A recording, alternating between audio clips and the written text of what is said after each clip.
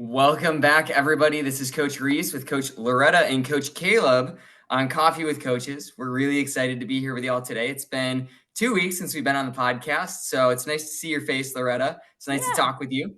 So if you guys didn't hear, Coach Caleb just completed the Cocodona 250. We interviewed him a couple months ago, I want to say now, just about his preparation, how he's leading up into the race. So it's going to be really cool to go back and listen to that one. And for anybody who hasn't heard that episode, go back and check it out and then listen to this one to see how it all unfolded. But Coach Caleb, welcome and congratulations on an amazing Cocodona 250. Thank you so much, man. It was absolutely life-changing, and I'm excited to talk through it and reflect on the week that was, which was it was so beautiful. So I'm super excited to be here today. Yeah, totally. And we were just talking to you before we got on air, how interesting it is that you get to spend like a whole week outside and now you're like back into the work grind. Like, can you kind of give us like an idea of what's going on in your head? Like, how do you feel right now? Yeah, do you feel like a part of you is still out there, honestly. And you spend so much time training for a big race like that, getting your body prepared, and everything is focused on that one week. And then that week comes and goes, and you're left with these memories that you're still trying to process through, these experiences that you don't absorb fully in the moment. And then over that next, week or two or three, these things kind of come back to you and they just hit you, in the middle of an email or in the middle of a meeting or something where it's like, oh my gosh, like that memory. And you just replay it over and over and over again. And, I never in my life have I had a chance to spend like really a full week outside the entire time. And that does something to your soul too, right? Like you're out there, and at some points you're surrounded by a lot of people. And at other points, you're completely alone, totally exhausted, unsure how you're going to go like another half mile. And you look at your watch and you're like, well, I better figure it out because I have 15 miles until I get to an aid station. And then you start doing the mental math and you're like, well, at my current pace, that's going to take me about 40 hours, right? And you're just like, how do I do this? And so like that was so fun, these like moments in time where you just have no idea. And all you know is like, I just got to keep moving forward. And so like life, especially these days, when you turn on the TV or anything, can be so overwhelming. And last week, all I had to worry about was getting from point A to point B. And to have the simplicity of life in that form and just like, okay, point A to point B, I need to eat, I need to drink, and that's what I need to worry about. And then you have this awesome crew of people around you that are helping you achieve that. I just, yeah, thinking back on that, it was so special. And I'm so thankful for that week and all the memories that I have from it. That's wonderful. And I'd be remiss if I didn't mention too that Coach Loretta also crewed for Cocodona 250. So we have two really diametrically like opposing viewpoints of how it all unfolded. We have somebody who was like in the thick of it from the start, all the fatigue, all the movement, all the miles on your legs. And then we have Coach Loretta who got to come in and out and in and out with another OMR athlete, Randy. So it's going to be interesting to hear how both viewpoints differ. But I kind of want to start with just like talking about like the overall race. Like maybe we can chunk it up into sections. So like from the start to about like mile 37, Crown King aid station. What was going through your head as you just embark on like a pretty big journey? And that was what the hardest section of the course, right? Really was that first 38 miles. Yeah, yeah. In terms of that first section is it's got about 10,000 feet of climbing, pretty rugged, pretty hot, and you have aid stations that are kind of sprinkled. So you have like one aid station, I think at mile 7, but then up until 37, I believe it was just 2 more aid stations, and you could only get a liter of water at each one. So you really had to be loaded up, which was tough. I mean, I think I had 5.5 liters on me for that section. And it took I think it took me 9 hours and 15 minutes to clear through there to get to Crown King. That section, to start the race, let me start there. Like this was a race that I've dreamed about, really since that first year, and watching the YouTube videos on it and just like absorbing it as we talked about, as I was training for it. and almost started crying, like going under like that starting line. You know, you get into the corral, and I know what I put into getting to that starting line, and then I look around at these other like however many 300, 350 people, and you know that they all put in at least that amount of work too. And that was really special, just to know that you're surrounded by these savages, right? Like these people that are just like, they want to be there. They've done everything they can to be there. And they've spent 15 plus hours a week for months training for this thing. And then to go under that like famous Cocodona banner and start that race. And it was just lined with people. You've got drones flying all over. And it was just like, holy crap, I'm here. And that was really amazing. And then you kind of, you know, those first few miles, you're just absorbing it. And then once you really start getting into it and it starts getting tough, it starts getting hot, starts being a lot of climbing, it really slaps you in the face immediately. And it's kind of one of those moments where it's like, okay, like get that emotional part out of it. Like you're in the middle of this now and like you gotta like fight. So you gotta go. So that was really, really cool. One of the aid stations though, somebody had stolen a bunch of the water. What? So got there and you could only get half a liter. Now there was a river, so if you have water filtration, you know, you would have been able to get whatever you wanted. But I was actually running with another guy for a while, and he's a really good runner. And we were talking, and he was saying that the year before he had done that and had gotten really, really sick. So he was like, I don't know if my filtration system wasn't working or what, but it took him out of the race. At like right around mile 100, he was getting sick all the time, and I'm like, I don't want to risk it, right? So I got my half liter, and I was carrying extra water, obviously too. And so that was pretty difficult because the day had started to heat up. And then coming into Crown King is just such an emotional like moment because that's the first time that you can see your crew. And, you know, like I said, I was 9 to 10 hours into it and it was awesome. And I was really cruising at that point. And so there's a lot of excitement around like coming into there. They've got burgers and all sorts of stuff. And that's one of the cool things about a 200 is like, you crave real food versus like what I typically want to eat in those shorter races. So like you want multiple burgers, you want spaghetti, you want all this stuff, right? Super like nutritional things like with the fats and the carbs and the proteins and all of it versus just like, yeah, just give me high carbs. Like you don't want that. So that was pretty eye-opening where I'm just like slamming burgers and all sorts of stuff, which was kind of cool. But that was a really special moment, and the crew, and Michelle was my crew boss for the entire week. Like that was amazing. So she was there, and Tim King was there, who was one of my crew and pacers, and just seeing them and that excitement was really, really special. Like you just yeah, after 37 miles, you're ready to see those people. That's amazing. And I just want to give a special shout out to Jameel Curry, RD, owner and operator of Air Viper Running, like creating memories and lasting impacts for runners. You could hear it in your voice, Caleb, like how much just like to get under the banner, like meant to you, let alone to then go through and complete the race. But shout out to Jameel Curry for sure, pioneer of the sport. He's been doing these races for a while, and I know everybody has a great time at his events too. Okay, so that takes us to, let's chunk it up to Whiskey Row. How was that section between Crown King and Whiskey Row? It looks like you're kind of traversing around some pretty mountainous terrain at that point. Do you want first, before we go, do you want me to tell you my experience from the start? Oh, yeah, The totally. Crown King. So I wasn't there at the start of the race, unfortunately. So I was flying in, but I was able to meet up at Crown King, and the trek up to Bumblebee Ranch and then on to Crown King is crazy.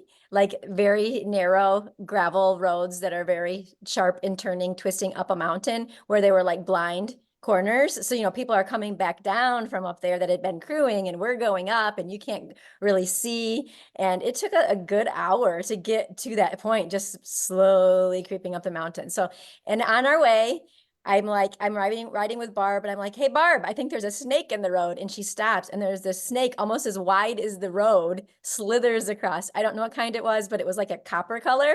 And so that was my snake sighting, which I'm glad it was inside of the car instead of out because it was really big.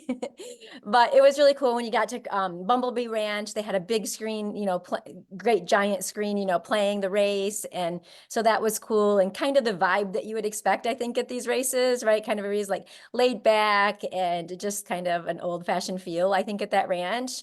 And then we went, you had to get permission to go from Bumblebee Ranch on up to Crown King. And when we got up there, really cute little town, like old fashioned, saloon.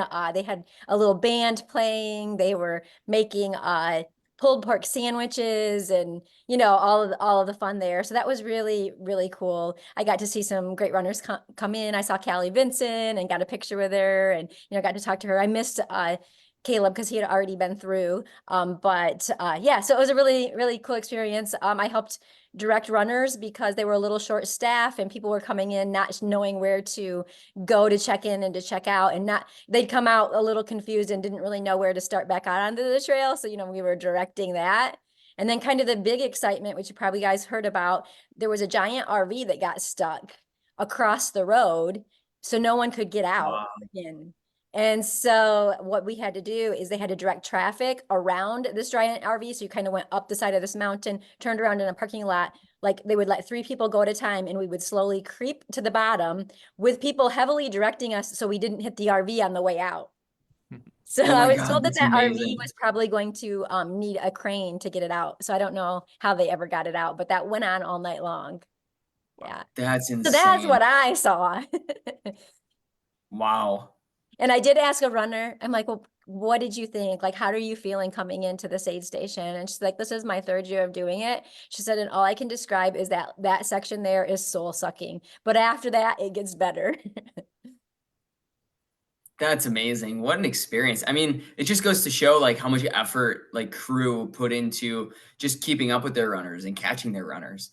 I mean, I would imagine it would be almost impossible if it weren't for that live tracking that they have on the website, which is super key for everybody that was like watching and following along. Because I know my girlfriend was watching all of Cocodona, and I would come home and she would give me updates and like have the TV playing and stuff like that. So you can go and watch from your phone and then turn on the TV and then go onto YouTube and like look at all the recaps of the days and stuff like that.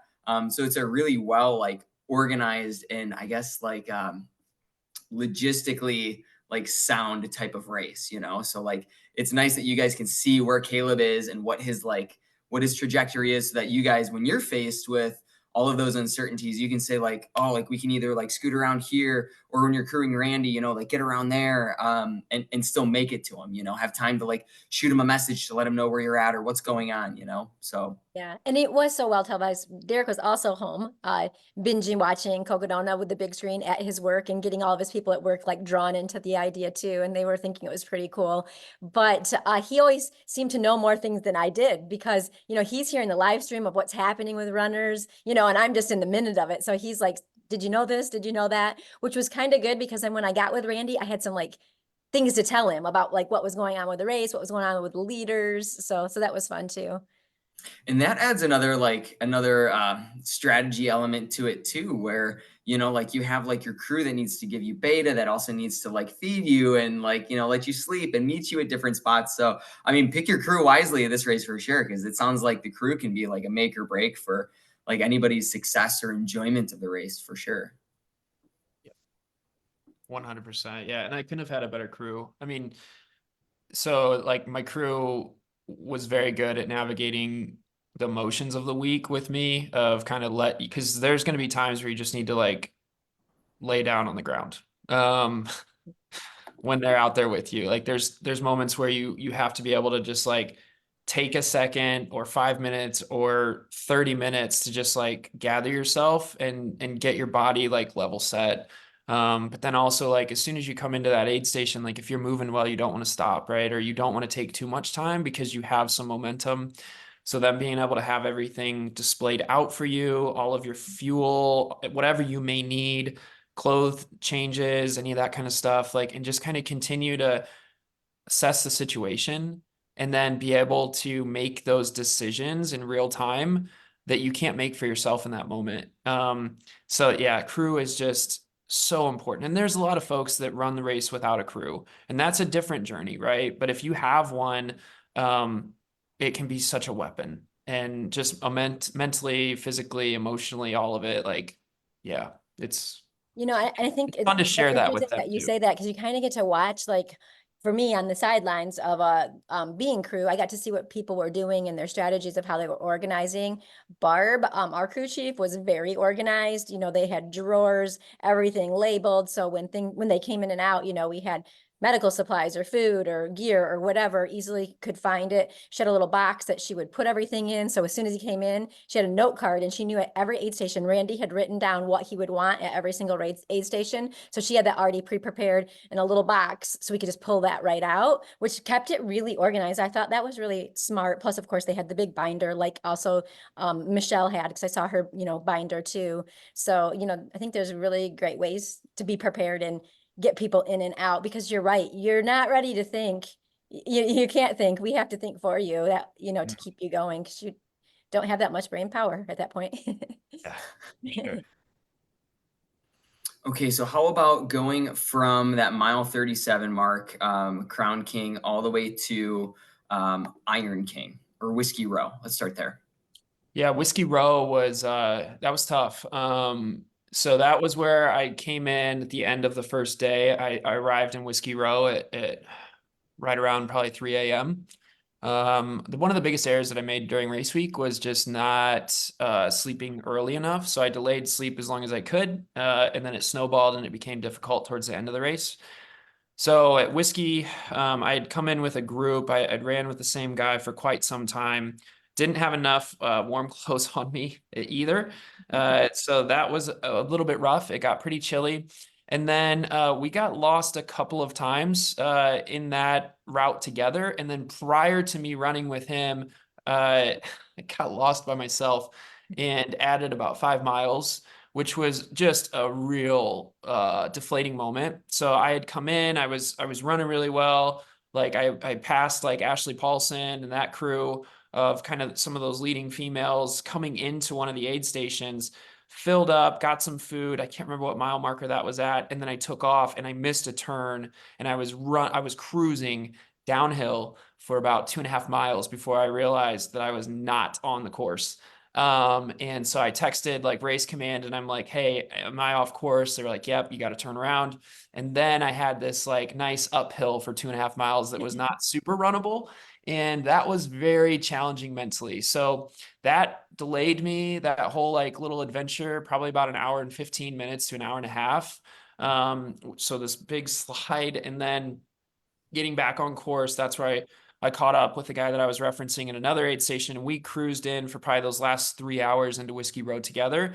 But we got kind of off course a couple of times. We ended up with a group of about 4 or 5 of us that all kind of not off course in a big way, but it was dark, very dark. And we were kind of navigating through these like open fields or fields with trees and things like that.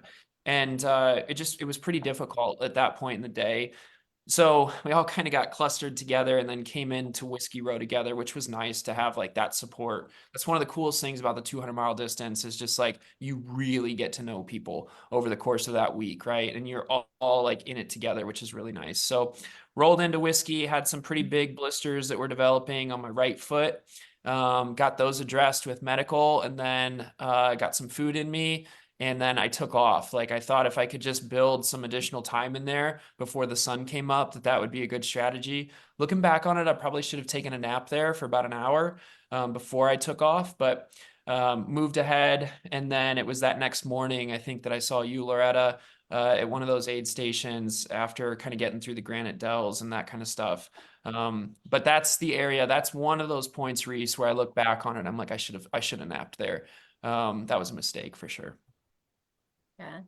And it was really cool at Whiskey Row, a cute little town, just a fun little area. They had it set up in between two buildings, like I think the Grand Hotel or something area, set up very nice. And the town was, had a lot of people around. So that was really cool. But it was also, when Randy came in, it was a little bit later in the afternoon, and it was really pretty hot at that point. And that's when I started pacing. So that was exciting because it was, time for me to go. And but there is a lot of pavement through that section, right? Because you're going through some towns. That was a little hard on my feet. Just hate to say that as the pacer, but like wearing trail shoes on the hard cement. I wondered how that must feel on you. I didn't want to ask, but was that hard for you? Because that made my feet really hurt. Other parts of the course were fine, but that part was hard. Yeah, I was dealing with some pretty, like, for some reason only my right foot had problems. But once I got a really big blister on my right big toe, and then I got a big one on the bottom of my foot on the pad that started to then go up in between my toes. And so that's like my landing point on my foot, and that was really hard.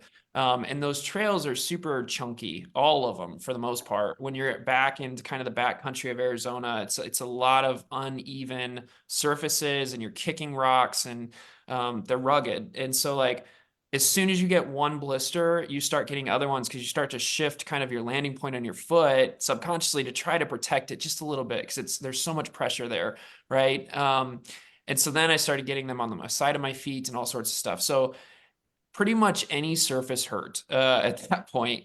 Um, and then it started to bruise. So like the big blister I had on the bottom of my foot because of the impact with the rocks and stuff also was bruised. And that became difficult too. So it was one of those things all throughout the week that, I was just dealing with. And once they started to kind of pop, that helped a little bit, but it was difficult. And it was one of those too, where like your body still needs that time to warm up. So anytime I'd go into an aid station, if I stopped for any length of time, I would need like a couple of miles just to get the body like able to run again and loosened up. I mean, you think about like after a 100-mile race, like how you feel that next morning. It wasn't that severe because you're not pushing as hard or nearly as hard as you do during a 100-mile race, but you still have that like very stiff body, very stiff feet that you have to like try to work it out. Which was Mhm. also interesting, right? And kind of fun to see how quickly though the body can rebound when you Right. ask it to do that, which was really, really cool to experience. Right. It was interesting to watch that. So that section, I believe I had about 14 miles from Whiskey Row to the next aid station, which I can't remember what that section is called, but there was some boulder climbing through that section, right? Is that where Through we went Prescott. around the lake? Yeah, through Yeah. Prescott. Yep. Yeah. Yeah. So then that was very beautiful, but there's just little white dots, on the rocks that you're trying to find. Were you alone at that point? Because we were having a little trouble because sometimes they looked like they're going in two different directions. Yeah, I had a pacer through there. So that was very helpful. Yeah. Yeah, And because and, the and two for stop. folks like the boulders, like you can look it up online, like Prescott and the lake in Prescott, but it's a lot of climbing, like actual climbing, right? And going over boulders, it's not necessarily running through that section at all. And so like you're engaging like full body muscles at that point, which all of it was new to me, and you're doing that at like mile 88. So imagine running like you're at the end of a 100-miler and now you're like climbing over these giant rocks and stuff. And so it's just like that full body experience, it was a lot for me at that point in time, right? Coming in, hadn't really slept yet. Now I've got this, and it's just like that's where you start to have that thought of like, what did I sign up for? And what am I doing right now? And that's Right. where in those moments where it's just so wonderful to have a great pacer. I had Tim King with me at that point, and it's just those reminders of like, hey, we're just going to keep doing one step at a time, one step at a time. And then you start to clear through some of those obstacles. And then before you know it, you're back on a running surface again. And you're like, Yep. oh, okay, I can do this. Yep. Yep. And through that section, I was kind of working with Randy, just picking spots, saying like, could we jog a little to the next, up there, whatever I saw, and got him moving so that we could have some run walks through the section after we came out. But somewhere in that section, he also he started telling me about the last time and how he had taken a trail nap. And next thing you know, he's like, I'm going to take a trail nap. And he's like, and he just lays out alongside the road and I just keep an eye out for him. Yeah. So then it looks like you go from the Prescott Valley and you go up and over like another mountain range over by Wood Chute Mountain. You come back into Cottonwood. What was that section like? Because it's interesting looking at the map, like you can almost see that the trail goes through these different mountain ranges and into valleys. So, I mean, could you feel that you were climbing, descending, and then headed over to another valley? Could you almost see the expanse of where you'd traveled? Um, Not some of it you could, for sure, because I think this section, and this is where my memory is going to get a little hazy on the miles, but I think this was the section where we surpassed 100 miles. Yeah. And then into like that first like 110 or whatever. That was a lot of like cow pastures. I was gonna say the cow pastures. Oh my gosh. I was not a fan of the cow Me pastures, by the way, because like it the cow pastures are filled with what you would assume cow pastures are filled with, but then also they're filled with like baby cactuses where that are in Yes. tall grass. So if you make a wrong step, you're gonna get stabbed by all these like little pricklies. So you have to be very careful. Plus, there's like the Arizona rocks. Like I'll keep talking Yeah. about that. Like these rocks could be anything from a golf ball to like a bowling ball size that are just everywhere. So that section was brutal just because it was like straight line, which was flat with a slight uphill, but it went on forever. It felt like, and then you were also like, it was the heat of the day for me coming through there, and I'm just like, it was rough. Plus, when you go through cow pastures, right, you got to go over the fences. So there's like these like wooden like bridge things you got to climb up and over, and that's a challenge in itself at times. So that was a very tough section for me. But that was then where you come up to like the hey, congratulations, you're at a 100-mile mark, and it's like ah, like okay, that's cool, you know. So that was a nice little reward in that section, but it was tough. I do not like cow pastures. Yeah, yeah, that's how I felt too. I also paced that. I wasn't supposed to do that section, but I'm like, oh, I'll do the next 5 miles with you. And so he's like, oh, great. So I stayed with him. First, it was daylight, so it wasn't so bad. I could, we could see, you could see the little flags because now there's little flags, little tiny flag, teeny tiny flags in the grass, and you're Yeah. trying to find, which way your path is. So in the daylight, it was good, but then when it got dark, you couldn't see those flags. So and I was leading, because Randy, his mind was tired. Another guy caught up with us. I was leading both of those. So I felt responsible to try to find those flags in the dark. I'm looking ahead, like if I like shook my head, like my headlamp, I could catch the reflectors to see where the path went. But that meant I wasn't watching my footing. So I fell hard on one of those Arizona rocks because I didn't know it was there. And I landed in like a push-up position. I think I did a push-up, sprung back up and kept running. And I'm like, Randy, did you see I fell? He never saw me fall. But the guy behind him's like, yeah, great recovery. I'm still running. But it was crazy. And at first I thought it was fun. I'm like, oh, this is like a video game, like find the flags. And then I'm like, okay, game over. We're done. And then you come almost to Fain Road, I think. And that's Yep. where like there's some fencing come up. I'm like, okay, have we been dropped in the Hunger Games and we're never gonna find our way out because you can't see the path? It was challenging, but it was, yeah, that was probably my least favorite part too, was that. Yeah, of the whole course. Yeah. Like seriously, of the whole course, like any of the cow pastures did not like them. Yeah, yeah. But Fain Road was cool. They had a lot going on. They had like this area set up. I don't know if you rested there, Caleb, but there was like little couches and stuff set around, and they had like coffee tables, and it was all cozy in there. And they had a Yeah. massage person, which I took advantage of after my fall, and she was awesome. Did you nap there or anything, or rest at Fain? No, I was feeling pretty good there. I did get food. Michelle paced me the section leading into that. Yes. Oh yeah, because I Night. saw you right before that. That's when I saw you and Michelle took off with you. Yep. Yep. And then we got into Fain Ranch, and that was like the Satisfy running aid station or whatever the name of that Yeah, brand is. Satisfy. Yeah. Like, Yep. cool. Yeah. And then from there, yeah, I think that's when we started to climb up Mingus, I Yep. believe. I think you're right. That's when Barb took over and it was dark for us. Yeah. Yeah. And that one, yeah, that climb was brutal. I didn't realize that we were going up Mingus until we were like halfway up it. I thought we had another small climb. And Mingus was one of those things where, if you follow anything on Cocodona, like they always talk about how like the descent down Mingus is like one of the more challenging parts of the race that people don't realize because it's it's technical, it's a small trail, and it's a lot of switchbacks. And then at that point in the race, you're like 115 in or something like that. I don't know, 125 and no 115 and your legs are pretty toasted, and so now you're going down this big technical descent after you've already had this massive climb up Mingus.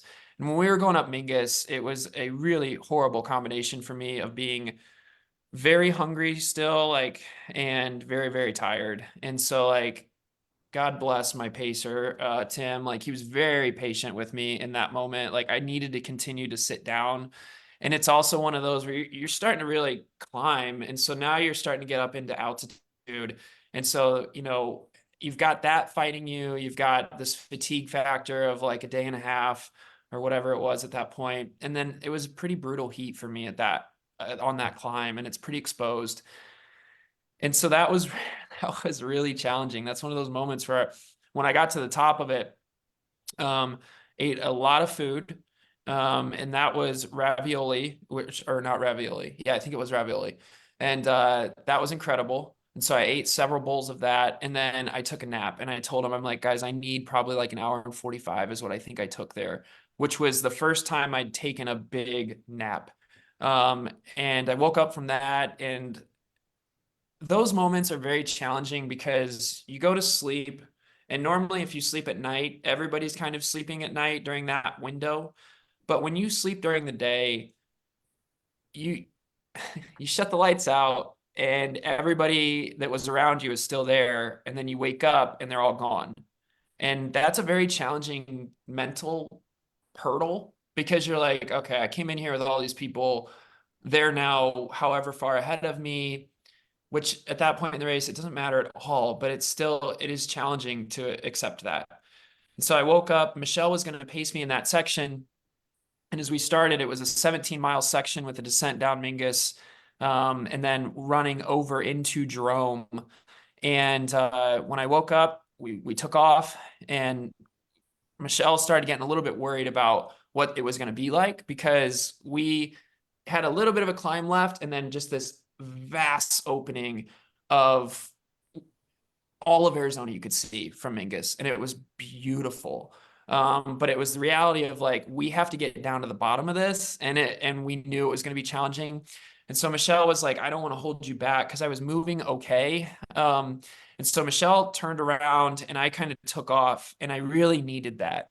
Like, and I know you guys can identify with this. Like, sometimes when you're really in the pain cave, you just need to be by yourself. Like, you just need a minute or an hour or whatever just to deal with it. And so like, I do most of my training, like my big runs, by myself. And I had the moment of like, this is a training run for me. It's 17 miles. Let's just enjoy the heck out of it. And it allowed me to kind of wash everything away that was going on mentally and start fresh. And that was one of the best sections that I had, coming down Mingus, and then running into Jerome. And that's where I started to like pick it back up again. And I had a really, really good section. One of the best that I've had, or one of the best that I had during Cocodona, was that period of time. So it went from like late afternoon to dusk as I was going down Mingus. I got down Mingus before it got dark, thankfully, because that would have been very challenging with a headlight, and then was running really nice trails with a headlight, and was just kind of in cruise control. And that was, I will love those memories of that section for a long time, because it was just a real spirit booster. That's awesome. Yeah. We got to Mingus. It was morning time when Randy arrived there. So it was pancakes, not raviolis. So things had changed over. But I got there because I had to go pick him up, because I had stayed in a hotel overnight and came up to pick him and Barb up, because Barb went with him through that section, and he was sleeping on the floor when I got there. And then I convinced him into getting a massage. So he got a massage and got a nice nap with massage too. That massage piece was really helpful. I don't know if you took advantage of it, but it was a really helpful piece, I think, for runners. It got him moving. It got some things worked out that he was dealing with. He took that 17-mile section alone as well, just because that's the way it worked out, because I was getting ready to pace the next section, and he said it was 90% of it was good. The last 10%, he was like ready to be to the next aid station, but other than that, that's kind of where I was. And then that's when I picked up, was that very next section in Jerome.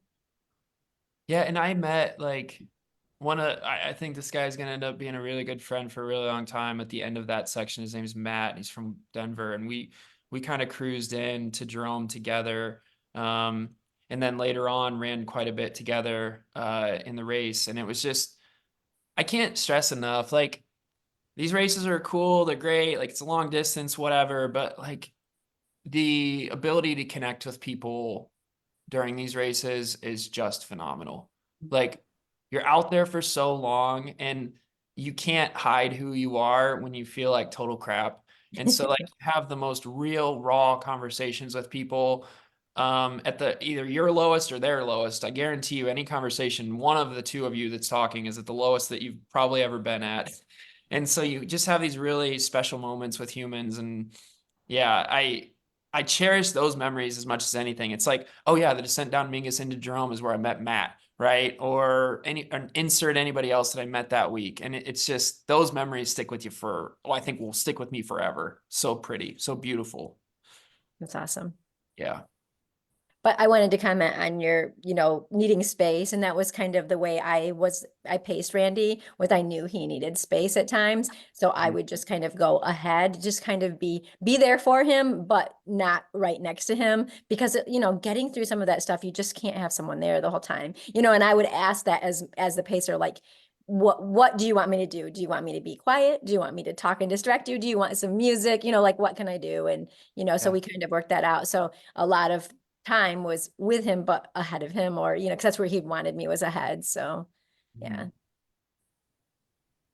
So coming down out of Jerome into Cottonwood, you have this stretch before you get to Sedona. Looks like you're in like another valley. What was that section like? There's a section right out of Jerome where it's like you go through this like private property gate and it's this massive drop. And I wiped out so hard because I was going through there at like 4 a.m. and it hurt. And still those big Arizona rocks. So I came down it, and that one was funny. Just because you get into these moments like where you just can't do anything but laugh, because you're like, all right, like I just wiped out, probably bleeding, I don't know. And you just kind of like throw your hands up like, well, what am I going to do about it? And you guys know me well, like in moments like that, like I can be very like type A on stuff, and it's just like, all right. And then you get into a race like this, and I've never had more moments where I'm like, all right, whatever. Like, it's just like you just roll with it because you don't have any other choice. And so that was a really fun experience too. But yeah, so coming out of there, running through Jerome, and then honestly, I don't remember what happened after Jerome. I don't even remember where we went after that. Well, I'll jog your memory. So, okay, Yeah. Jerome stunk. They called it the BS section. Those rocks were awful. It was very steep, all rocks. I also fell. Yeah. I mean, because they were rolling right under your feet. And then but they were not just rocks, there was glass everywhere. I don't know if it used to be like a dump or something, but there was like bottles, glass everywhere. And I was having trouble with my lucky pole. It wouldn't stay extended. So I was babying it on the way down. Well, I think at one point I maybe stepped and it collapsed and it just shot me to my butt, and I broke my carbon fiber poles. And I was like, crap, how am I getting down now with one little pole and this tracks? And so made it down, crying inside a little bit, but then we came to a section before the river. And that was the river crossing. Yeah, there was a river crossing. Yeah. And I'm trying to remember. Was that the one with the rope or not the rope? That was the one without the rope. And the rope. Yes, that's what. Really nice section of running through a town that was really nice. Yeah, it was nice. Yeah, and it was a nice change of pace. And I remember I saw like a big family of javelinas coming out of somebody's yard. So that was awesome. I mean, they were huge. And I just remember being like, I hope they don't chase me because I cannot get away from them right now. Like there's no way. Yeah, that was a cool section. That was cool. And then the river was a little more challenging than I thought it would be, because at that point, I didn't have my pole, had broken, and we're going across. There was quite a bit of current. And for me, Caleb, it came up to my thighs. It may have only come up to your shins, but it was my thighs. And it was really powerful. Like every step, you're like, whoa, am I going to just like tip over? Randy handed me a pole to kind of steady me. And then when we went to get out, there was big rocks you had to step on. So you had to be really careful getting out of that, because it was, I don't know, I thought it was pretty strong. Did you notice that? Yeah, I definitely did. And it was very cold, but kind of felt good on my feet because they were so fried, where it was like a little ice bath for them. So that was a little helpful. Yeah, it was refreshing. It was kind of painful, but like, oh yeah, it's cooling us off a little bit. Yeah. So you're in the middle of a desert. It's dusty. It's hot. You step in the water. Does it feel good, or is it just kind of like, oh crap, now my feet are going to be wet and there's all this dust around? Both. Yeah. Yeah. Because all of a sudden I'm like, I have enough blisters as is. Like, what's this gonna do? So I was very nervous about that, but it ended up being okay. But yeah, then you're just like caked in dust, right? It's like all Yes. over your shoes, it turns to mud, and you're like, okay, like this is what we're doing. Thankfully, Yeah. I had a couple of extra pairs of shoes, so I knew once I got to my crew, I could switch them out and I'd be okay. But yeah. Yeah, I know. I came out of there. I'm like, oh, my shoes are all nice and clean. And then, like, steps later, we're just in dust and they're just like caking, caking, caking.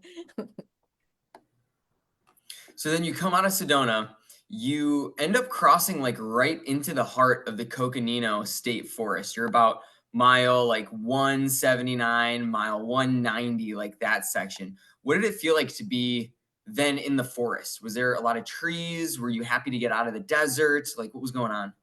Yeah, going into Sedona was amazing. I forgot that that was that section too, and I did that with Tim as well. And that was one of those like really special moments where you get a big climb and then you're at the top and you can see all around Sedona and the Red Rocks and everything. That was beautiful, and I'm so glad I got to experience that with him. Just like getting to the top and just taking a moment together to be like, look how lucky are we right now? Like this is so cool. To be able to share that. And then, yeah, had an aid station there, filled up on some burgers, had a few double cheeseburgers or bacon cheeseburgers. And then, yeah, going through the Sedona area and then down into that river was challenging because then there was a big river crossing that had a rope. And that one was deeper for me. That was more like thigh height. And it was very, like, kind of raging a little bit, or felt like it was. And on like really unsteady legs, I'm like, I'm going down for sure here. But I didn't. I made it through there. And then that section became very difficult because then we had a big climb up, which I forget what that area is called. Up But Mount that was Wilson. very, very challenging because it was overgrown in some spots. And so you're kind of like whacking your way through it. You're pretty tired. And then when you get up to the top of it, it was very cold and windy. And from there, then once you got to the top, it was exciting, but then it was just this long dirt road that you took all the way to the next station. And it just felt like it went on forever. And Yeah. it's just like, it all looks the same. You're tired. And then I went through there at night. So all I had was my headlamp and there's just trees and it was cold. And that's where I think I saw Matt again there with his sister. And it was one of those where I tried to stay with them for a while. After I had stopped at an aid station in between there, but tried to stay with them for a while, and it got to the point where I'm like, I need a nap. And so, and that's where I started to hallucinate quite a lot. And so I went over to the side of the road, dropped from them, tried to take a nap, was too cold, got up, and I had like 4 miles left to the next aid station. And yeah, I was seeing like what I thought was a house, but it actually was a speed limit sign. So like when my light was hitting it and it was illuminating, I'm like, oh, that's a house with a kitchen and people inside of it. And then I get up to there and it's just like speed limit, 35 miles an hour, no passing. I'm like, this is crazy. And so yeah, that was a really tough stretch. And tried sleeping in some people's yards. Like I couldn't I was moving forward and falling asleep at the same time, and I've not experienced that before. Like my eyes were literally closing, and I'm like kind of like stumbling, and then you jerk like waking up, and you're like, okay, just move, and then like 5 seconds later, it's the same thing. So I've never experienced exhaustion like that. Uh, that stretch will haunt me for a long time just because it was so tough. Even though the running conditions weren't tough, but my physical body was just like, I need a nap. Nice. See, I did the section that we climbed Mount Wilson. That was my favorite part of the race. It was in the daytime. Pretty. It was just absolutely beautiful. And before we came to that river, I was really anxious about that river. And the closer you got, you could hear it. And I'm like, oh my gosh, I've got to cross that river. And then we see this sign that says "Brake for snakes," even in the river, right before we had to go in the river. I'm like, I've never even seen a sign that says "Brake for snakes." I'm like, hold on, Randy, I need a picture Wow. of this. Anyway, so we get there, and I like the closer you get, you're hearing it, you're hearing it. I'm like, oh my gosh, that sounds like really like strong. So we get there and I had met a guy aid station before that was from Michigan, really close to me. And he's like, I'm just going to go through this with my poles. And so then I'm like, okay, poles, rope, what do I do? So Randy was doing the rope. So I'm like, okay, I'm following the lead. And so I start going across. There's really only one great big rock you can step on. Everything else is under the water. And so I got, I think almost or just past that great big rock, and I lost my balance. So the rope is loose. And so I fell backwards into the river, so my back dipped in, and then but I pulled myself back up, and then I got back on, rocks and made it across. I loved it. I got across. I'm like, that was a blast. And Howie Stern was standing there taking pictures. He's like, you smiled the entire way. I'm like, it was so fun. And this other lady, she's like, it was. I'm like, I was so anxious about it. And she's like, I was too, but it was awesome. So that was really cool. But then, you were left with really, really wet feet. So, Randy did some foot care when we got across. Did you change out at that point, or did you stay in your shoes? I stayed in my shoes. Yeah. Yep. Yeah. And then when we started climbing, there were lots and lots of rocks, and it was some pretty steep sections. And like you said, like bushes all around you, like kind of like getting yourself through, and there were parts where it got pretty steep going up, but I loved it. I would stop and just like look around, and you were surrounded by mountain. Every time you looked, it was just like you said, I'm like, oh my gosh, I'm so lucky to be out here, like out in the middle of all this. It's amazing. But when you got to the top, there was an aid station at mile 10. And so there was, well, it wasn't aid, it was just water, which was really refreshing to, be able to fill up, because that was like 10 miles in of the 17 that we were doing. But then those roads went on forever, and they were hard. It's so very hard rock roads. And but there was one section that Randy said that he believes that's where National Lampoon's Christmas was filmed, where Aunt Edna falls off the top. So I got pictures there. I'm not positive it's it, but that's where he said. I need to match it up with YouTube to see. But that was kind of a cool thing. Randy had a lot of fun facts and history along the way that he shared as we went. So that was cool. But when you came into the next aid station, you get to the highway, and you go under the underpass. You had seen a sign that says to Sedona. You're getting all excited, and then it seems like forever from that underpass to the aid station. I didn't think we were ever getting there. Yeah. Did you have that feeling from that spot? It was rough. And then people kept driving down the road, and it's kicking up Yes. dust right in your face, and you're just like, you're Yes. over it. By the Yes, time because everybody's leaving the aid station, and you're getting just all dusted right through there. Yeah, that was rough. yeah. So you get to Schnebly, you're still in the Coconino Forest, and now you got to move north. And the next big landmark is going to be Eldon. So you're moving north. You go past. It looks like Walnut Canyon National Monument. Looks like some more climbing. What does it feel like to cross and to see Mount Eldon and to think, now I got to get up that? But then no, the finish is just a descent away. Yeah, and you can see Eldon from like 150 miles away or 100 miles away. So even when I was coming down Mingus, I could look and I could see how far away Eldon was. And it's like, wow. I'm going to get to that. And so then it just keeps getting closer and closer and closer. And that's where I picked up my pacer, Ashley, for the last like 40 miles. And so we did that Walnut Canyon loop. And then I took a nap I had 21 miles to go, I think, right before I had to go up Eldon and all of that. So I took a nap there for 2 hours or an hour and 45 just to kind of reset the system, because I knew it was going to be a tough climb. And when you get to that point, right, like Flagstaff sits at like 6,900 feet. And so then an Eldon crests at 9,200 feet. So you're really getting up into some elevation there, which just from like a breathing perspective can be challenging. And then you're also very tired. So when I woke up that morning, my feet were very sore, but it was one of those where it's like, this thing's coming to an end, which is tough. And for months, I'd thought about that Eldon climb, just knowing what it symbolizes. And that whole climb, just when you think about it, it's this really epic journey that ends very, very like in a very difficult way, because you go up and over Eldon, you're very tired, and then you have to descend Eldon. And that hurts too, at that point in the race. And so it feels like a rite of passage to go up and over it. And that's what everybody talks about, is that Eldon finish.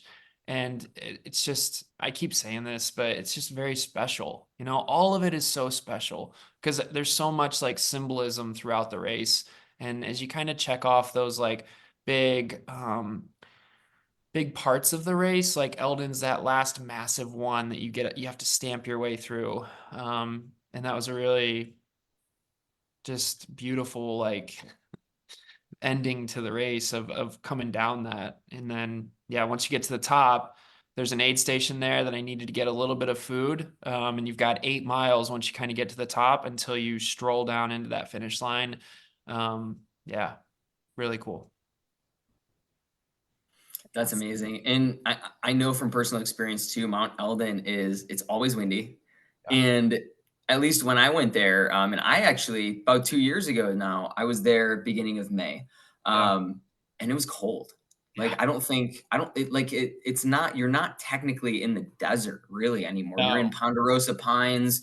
There's a lot more trees than there are like rocks. There's like a good amount of dirt everywhere. So I mean, what's it like going through so many different geographical, or I guess ecological zones, you know? Yeah, it's amazing, because it's like it's a nice way to break up the race. It's really fun. You feel like you've genuinely like crossed the state of Arizona by the time you finish because you've seen so much different so many different things and you've gone through so many different towns, and that's what a beautiful part of Cocodona is. Like you have all of that, right? So you have like the desert, you have the mountains, you have like Walnut Canyon area and all of these different things, but then you also have these like very cute and quaint towns, and you feel like you're in the Wild West when you go through some of these. And so it's like this really cool mix of like meandering through, and kind of right when you're tired of going through nature, all of a sudden you're in a cool town. And then, you get right back into nature. And so it's just like, for me, one of the reasons why I wanted to do it after I moved to Arizona, and like it's been a bucket list thing, but I wanted to be able to feel like more connected to the state of Arizona, like because I really like this place and I hope to be here for quite a while. And it's like, I now feel like an attachment to Arizona and understanding of like at least the section that the course was on, this like deep connection to it now. And it's a really beautiful thing. Like I keep saying that, I'm sorry. Like as we are having this conversation, I'm still obviously reflecting on all of it. And it's bringing back all of these like memories and emotions and things that are still like only half processed at this point. And that's just what keeps coming to my mind is just how beautiful all of it was. Yeah, it definitely was amazing. Our journey ended around 191 miles, so we didn't climb Mount Eldon. But on the day of the last day of the race, we went to Buffalo Park, myself and Tara, and we ran Buffalo Park, and we got to see Mount Eldon, and we got to see where everybody was coming in and cheer for runners as they were coming through Buffalo Park. And that's a really beautiful area too. I hated that part. And here's why. Because in your mind, all you think about is needing to finish Eldon. And then you finish Eldon, but you still have like 8 miles left. And those were the longest 8 miles because I was like cruising through and I kept telling Ashley, I'm like, I'm so done with this. I'm done with this. I'm done with this, because you only have like 4 miles left. And it's like, dude, you're right there. But like at Right. that point, mentally, I was just done because in my mind, I'm like, I'm done with Eldon. I should be done. And you're not. And Yeah. that was so hard. But they weren't even hard trails. It was very beautiful. It was everything, but it's just like your body knows. And like the closer you get to that finish, it starts to kind of let off like the mental edge a little bit because it's like, oh, I'm done, but you're not. Yeah. So that was a fun experience too. So what did it feel like crossing the finish line? Tell us what you were thinking. Yeah, I've dreamed about that for so long and watched so many of those YouTube videos of like people making that corner turn.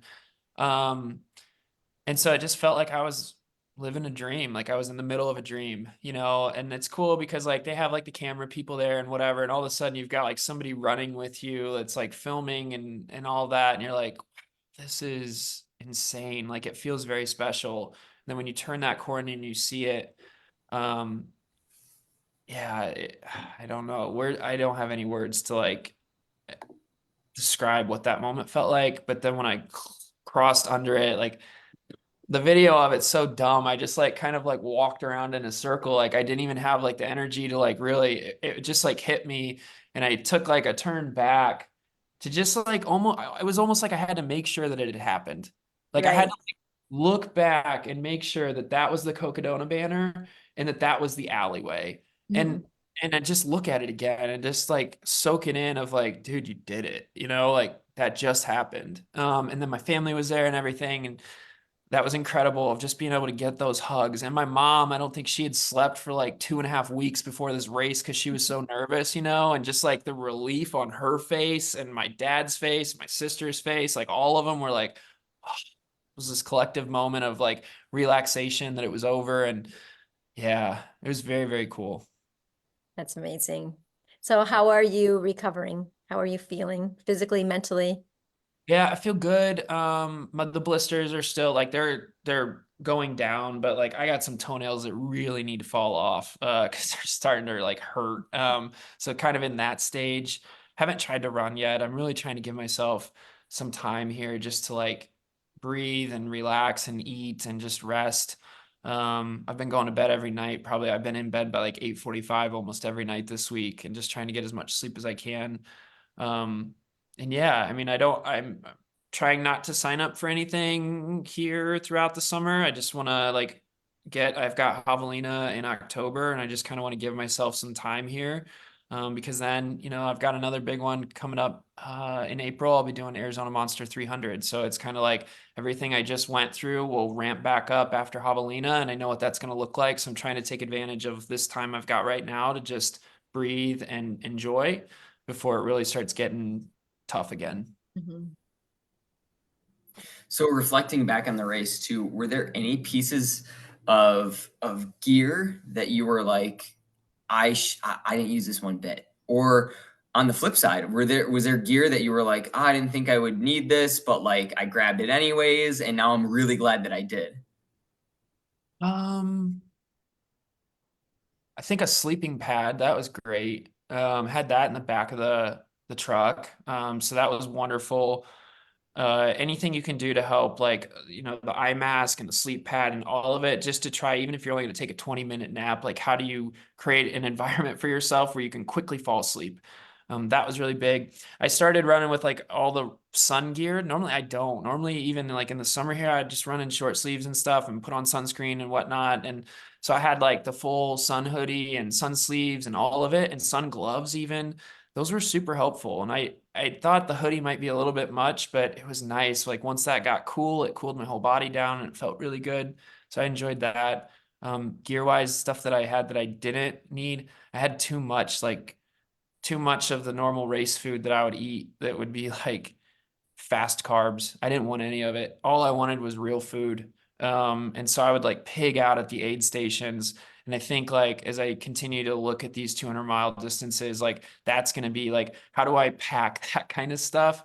Which was just a really big shift for me. And so like, what does that look like? And what could I pre-make? Like I fell in love with the macaroni noodles and chili, like chili mac, like that hit the spot. I had like 3 or 4 bowls of that at one aid station. So like having stuff like that in a cooler, I think would be great, you know.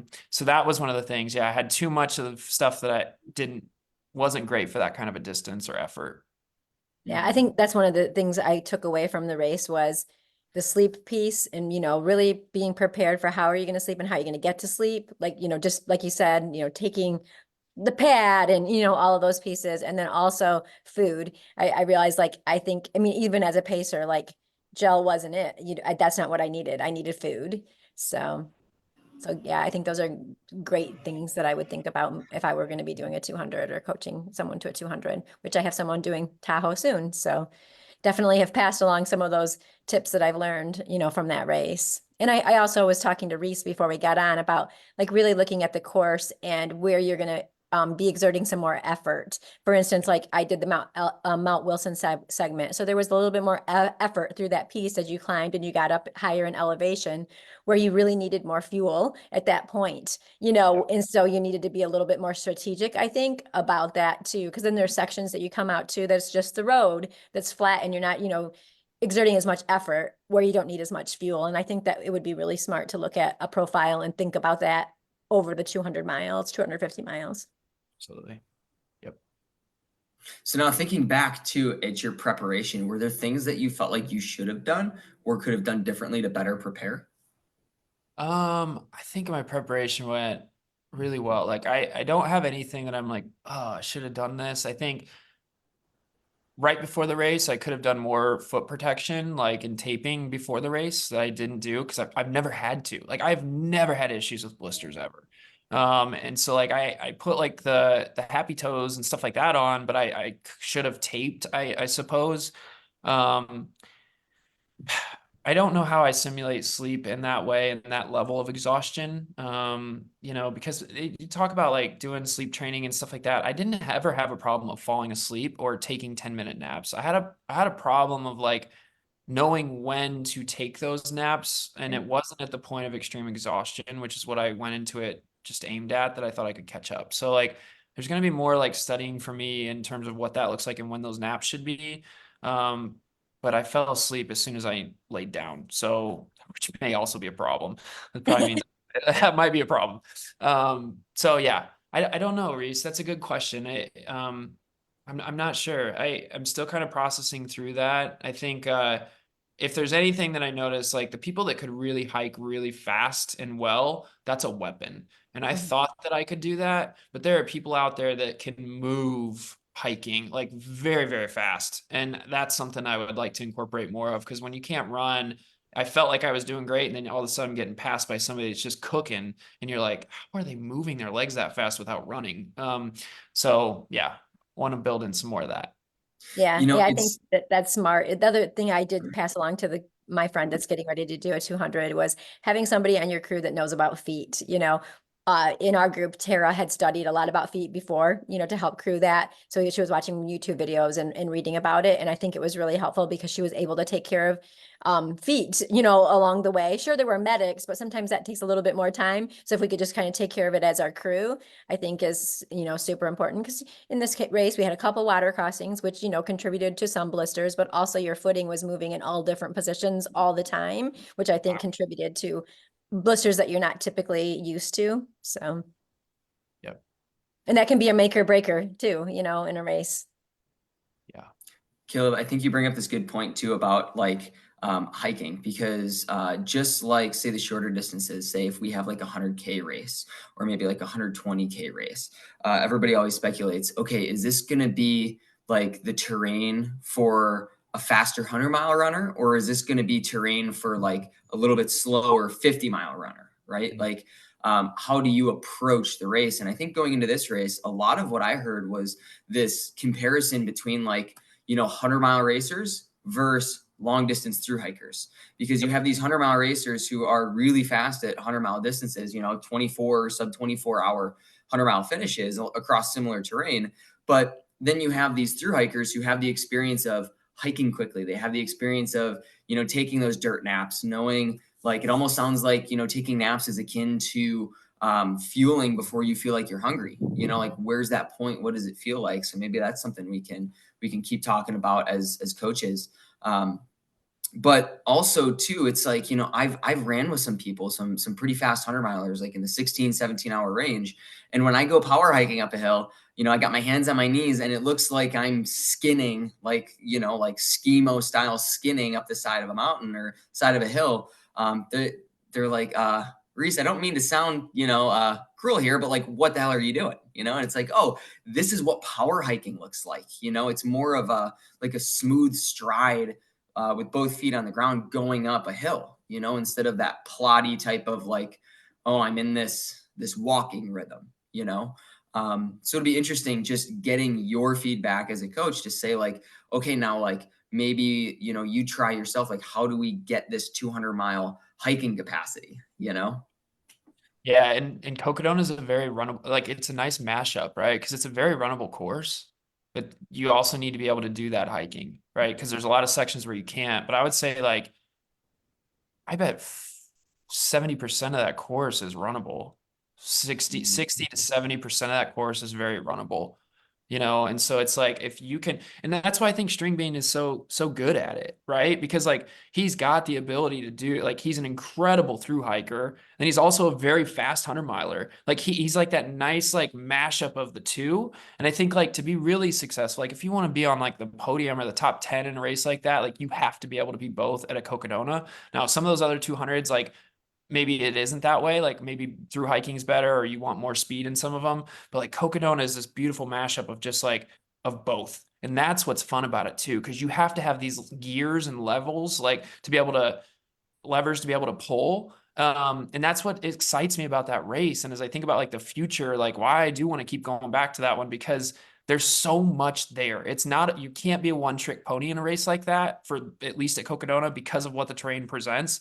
And that's so fun, right? Like so fun, because all those roads that we talked about, like, yeah, they stunk for me, like at certain sections, but if you can figure that out and keep your feet fresh, like you can make up so much time on those roads. For It's sure. incredible. So yeah, like I'm so fired up about it, because like, and I knew going into this, like I just wanted to figure it out and I wanted to learn. And now it's like, okay, I've got like a book full of thoughts on this now, of like, here are all the ways to attack that course. What does that look like? How do you prepare for that? Yeah, I'm fired up. Like I loved it. And so like I'm excited to see like what the future holds of being able to go back there and try to have a better performance than I had this year for sure.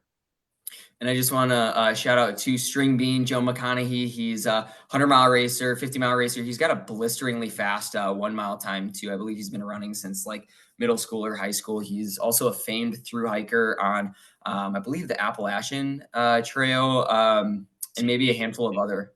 Yeah, I think he set the record on the PCT. And then he's got the Arizona Trail as well. He's got the fastest time on that too. Yep. So shout out Joe McConaughey. Yeah, Caleb, I mean, it sounds like an amazing experience. And like you said, too, like after 100-mile races, I know personally, like if somebody asks me a couple days afterwards, like, oh, what did you think? This and that. And it's like, you know, you kind of don't know what to think. And as the weeks go on, as the months go on, you'll get these little snapshots of a memory that was just kind of packed away that you didn't have access to, that all of a sudden comes to the forefront.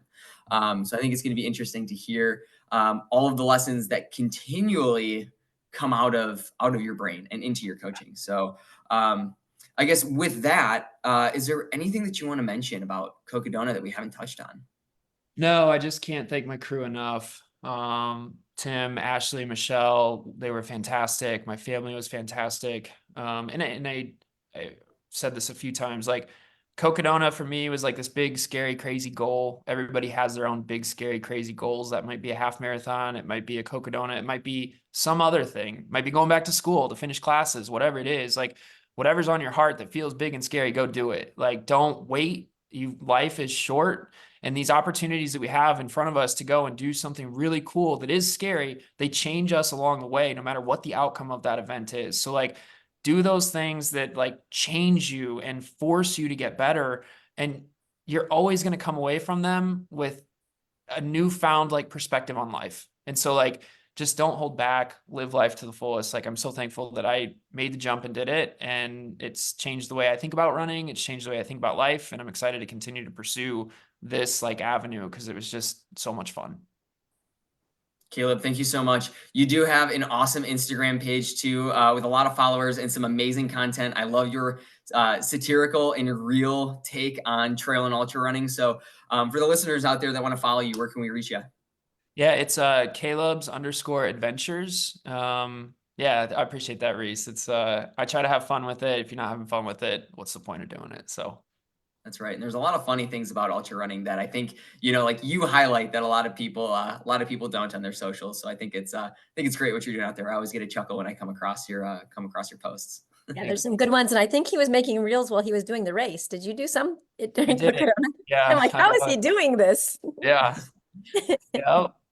Well, when I'm out there with Andy Glaze too, and it's just like, all right, this dude's a beast on the course and he's able to crank these out. Like, I don't have a reason not to. So, yeah. That's awesome. Well, thanks for coming on, Caleb. And we're so proud of you for finishing and just tackling it, just taking this big challenge on. It's huge. So it's exciting. Thank you all so much. I appreciate it. Yep. Thank you, Caleb. Take care. And one last thing before we go, are you taking on any athletes right now? I am. Yep. I've got openings, so excited to work with folks, and I know there's some big races coming up. So any way I can help, I'm excited to do that. Awesome. And in about 2 minutes, I'm going to be talking to a potential athlete for Caleb. Nice. Good.